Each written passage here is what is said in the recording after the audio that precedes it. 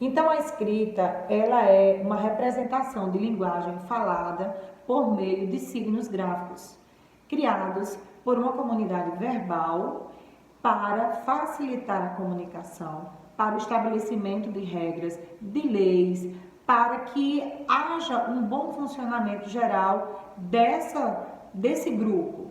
Tanto é que a linguagem ela é diferente a depender do país que nós estamos, né?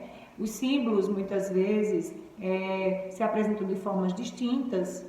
Nós vemos que os símbolos, os significados eles sim são semelhantes, mas os símbolos são diferentes.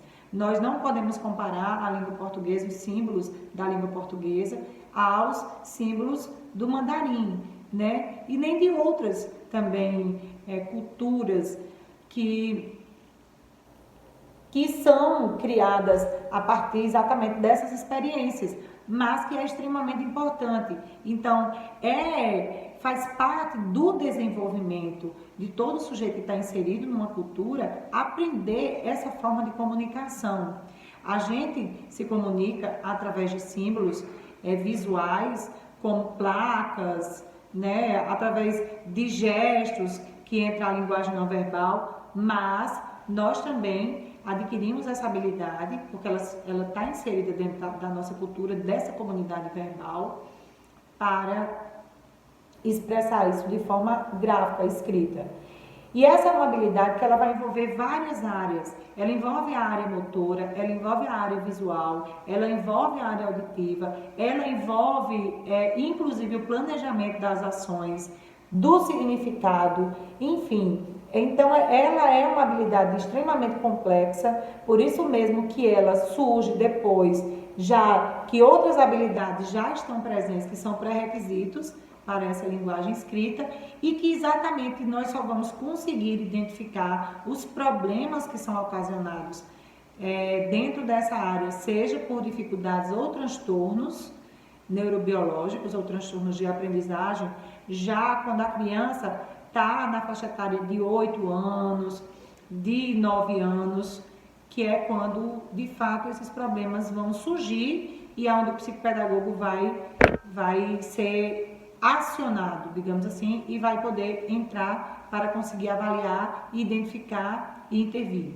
Então, dentre os principais transtornos de aprendizagem que afetam a linguagem escrita, nós vamos ter a dislexia, a disgrafia, a desortografia e a descalculia gráfica. Então, a dislexia ela é um distúrbio genético de ordem neurobiológica, afeta entre 5% e 17% da população mundial.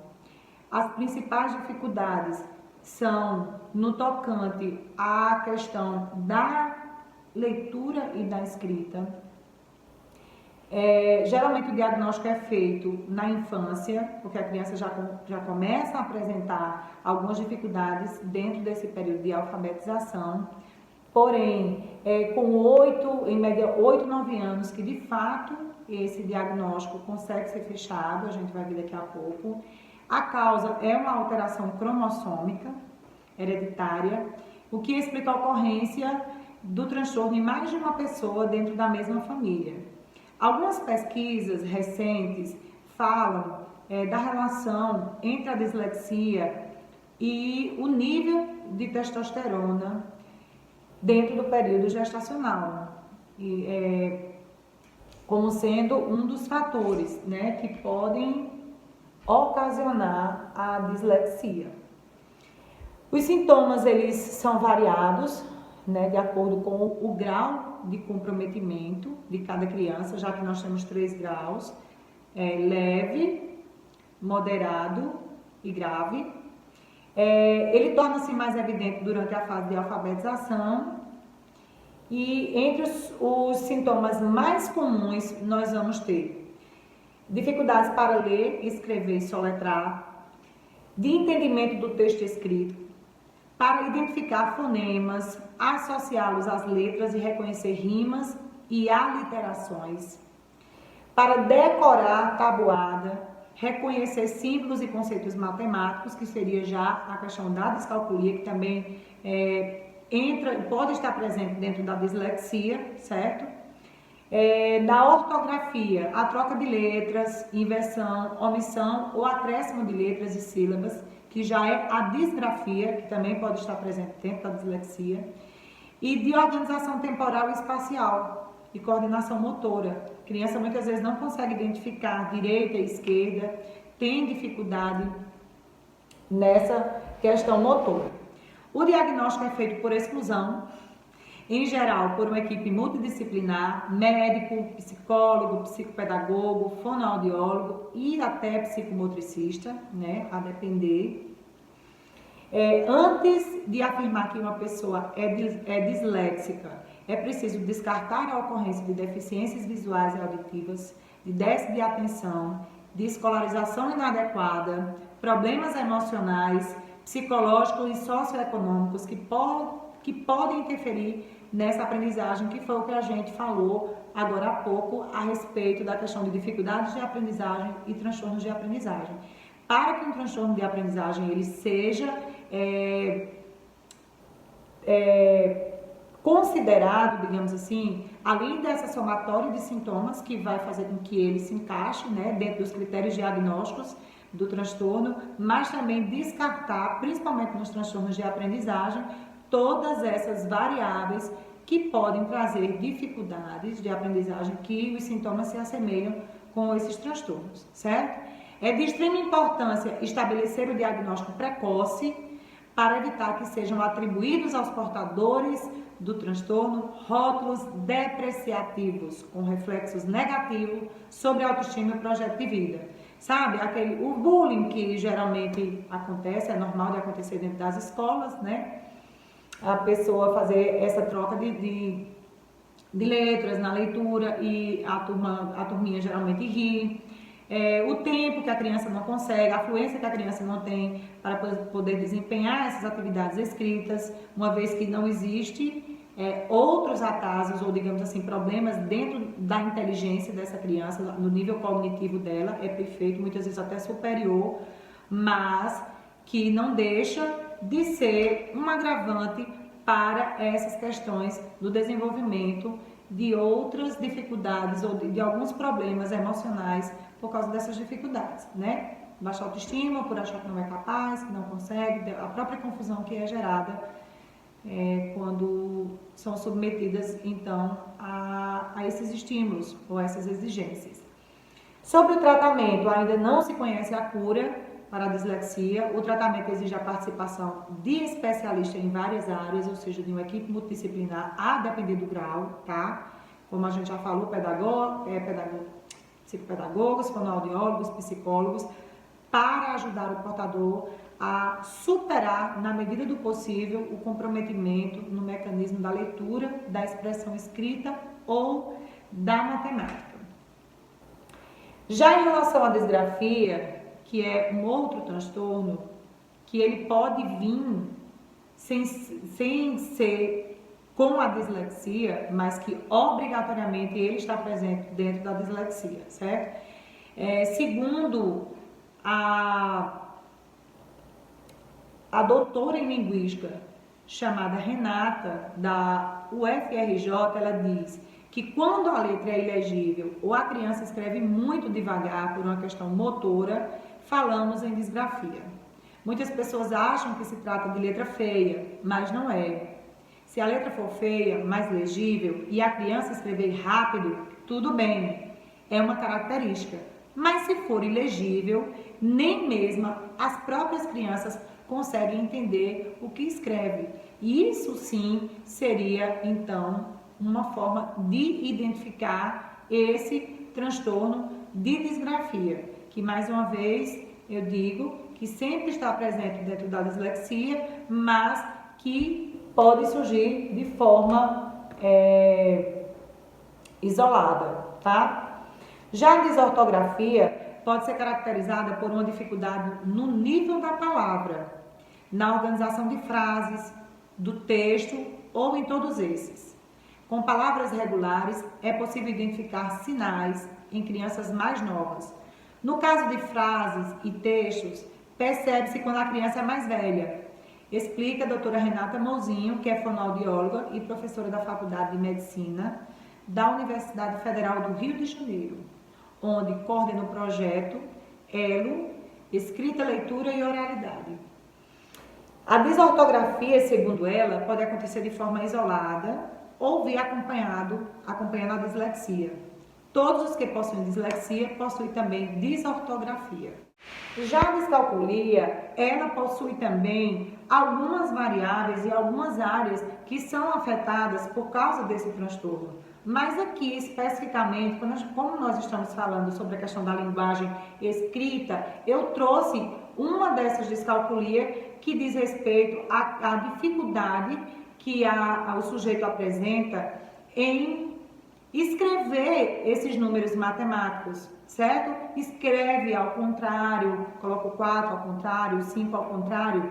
E aí eu não sou muito boa, eu não sou uma pessoa muito tecnológica, e aí eu não consegui gravar colocando os slides para aparecerem no ato da gravação. Porém, eu vou estar disponibilizando os slides para você. Lá nos slides vocês vão ter figuras, né?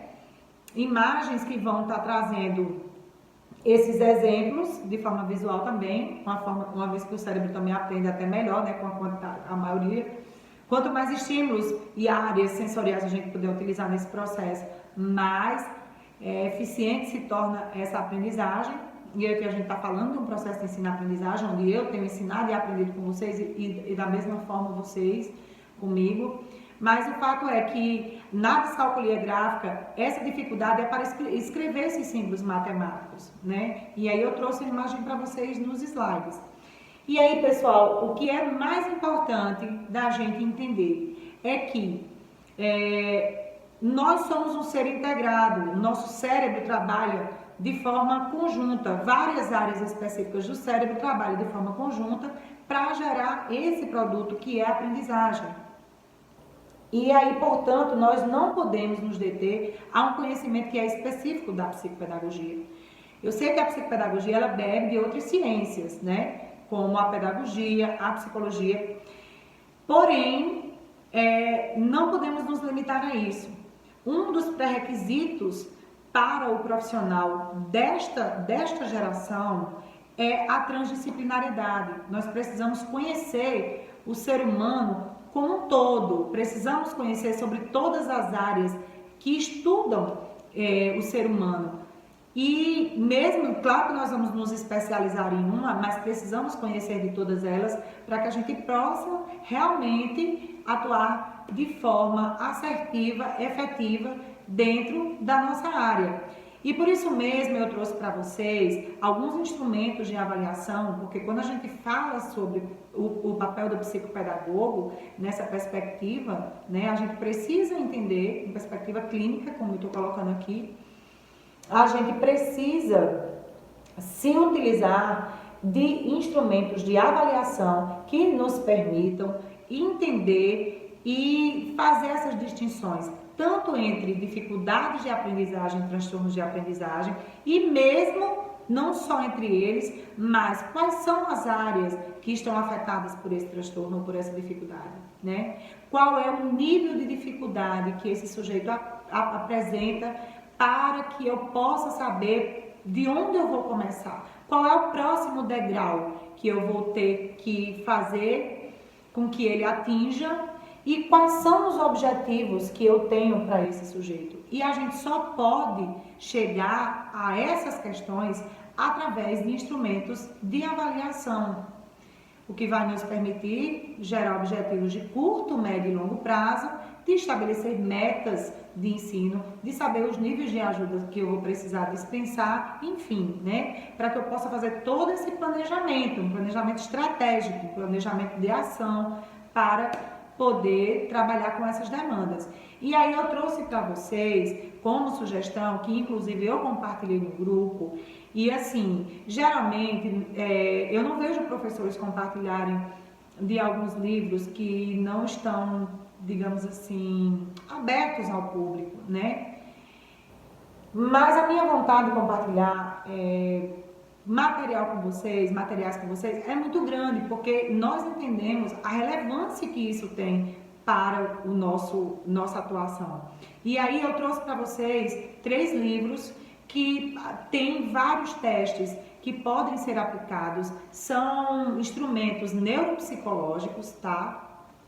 O que vai ajudar ainda mais dentro desse processo. São instrumentos neuropsicológicos, onde vai permitir que vocês possam avaliar, nos permitir avaliar linguagem, escrita, aritmética, leitura escrita, linguagem oral. Tem vários testes dentro desses livros, porque são a partir deles que nós vamos montar os nossos planos de intervenção individualizados, os nossos planos de ensino individualizado ou plano terapêutico individualizado, assim como queiram chamar, né? Mas só a partir de uma avaliação minuciosa e eficiente nós poderemos fazer uma intervenção eficiente. Então eu trouxe para vocês como sugestão e como já um instrumento de avaliação que pode ser utilizado, que pode estar disponível para vocês, esses 3, né? Além disso, eu disponibilizei também de materiais, que são recursos que, nossa, tem muitos por aí, muitos recursos que podem ser utilizados também como tarefas clínicas, onde permite também, podem ser utilizados como instrumentos avaliativos também, e que também podem ser utilizados já como recursos para a intervenção dessas crianças. Revisando um pouco agora a nossa aula, nós vimos o papel do psicopedagogo contemporâneo no tocante à intervenção psicopedagógica na linguagem escrita e na fonoaudiologia, porque tudo que envolve linguagem é da área da fonoaudiologia também, especificamente. Nós vimos como hoje se torna muito mais fácil nós identificarmos o que é dificuldade de aprendizagem, do que é transtorno de aprendizagem, através de um conhecimento a respeito do próprio contexto do sujeito em questão, como também da somatória dessas dificuldades ou sintomas que vai nos permitir identificar se essa criança possui dificuldades de aprendizagem ou se ela possui um transtorno de aprendizagem, e para isso nós temos o DSM-5, embora não sejamos nós, né, as pessoas, de acordo com a legislação brasileira, as pessoas indicadas para dar um diagnóstico, mas nós fazemos parte de uma equipe que juntas conseguem chegar a esse diagnóstico de forma muito mais efetiva. Nós vimos que existem alguns transtornos de aprendizagem no tocante à linguagem escrita, que é a dislexia, a disgrafia, a disortografia e a descalculia gráfica. Nós sabemos agora como identificar através dos sintomas o que são, qual é a forma correta de diagnosticar, qual é o tratamento, e vimos quais são os instrumentos que nós podemos nos utilizar para conseguir identificar ou distinguir isso e conseguir montar planos terapêuticos ou planos de educação individualizados que permitam-nos chegar aos objetivos propostos a partir desta avaliação. Então não há segredo, somos profissionais no século XXI que conseguimos deter um conhecimento transdisciplinar através dos recursos tecnológicos que hoje estão disponíveis para nós, conseguimos acessar informações extremamente relevantes para a nossa prática, conseguimos inclusive estudar dentro das nossas próprias casas, como é o caso dessas aulas remotas, né? E, portanto, fazer um trabalho diferencial na vida dessas pessoas, compreendendo esse sujeito como um ser integrado, onde não existe separação entre áreas, somos seres orgânicos, somos seres emocionais. Também falar sobre o papel da motivação e do reforçamento para que esse processo de ensino-aprendizagem ocorra ou flua, e para que também essas dificuldades sejam sanadas, sejam elas pontuais ou por causa de algum transtorno. Vimos também que a neurociência traz para nós uma informação extremamente relevante sobre o processo de ensino-aprendizagem e de neuroplasticidade cerebral, que permite o cérebro se remodelar diante de novos estímulos e através da intensidade na qual ele é submetido. Ou seja, nós temos todos os recursos que necessitamos para fazer uma atuação assertiva, né? E acima de tudo, Ivan Novaes, que é um analista do comportamento, que criou uma frase que se tornou célebre no meio nesse meio de análise do comportamento aplicada e de ABA, que diz: se eles não aprendem da forma que ensinamos, precisamos aprender como eles aprendem para ensiná-los da forma que eles aprendem. E é exatamente isso.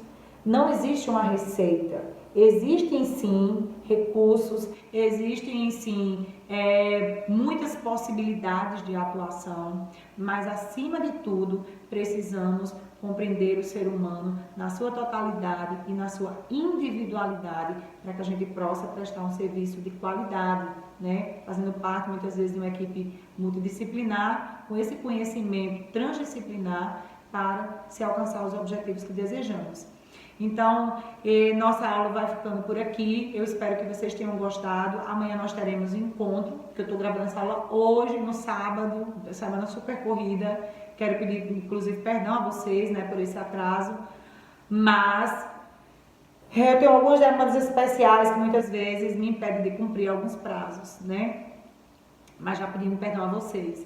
Amanhã nosso encontro, às 13h30, onde a gente vai poder tirar dúvidas, onde eu vou poder compartilhar mais materiais com vocês e onde a gente vai poder ter essa troca que é muito rica dentro desse processo de ensino-aprendizagem, certo?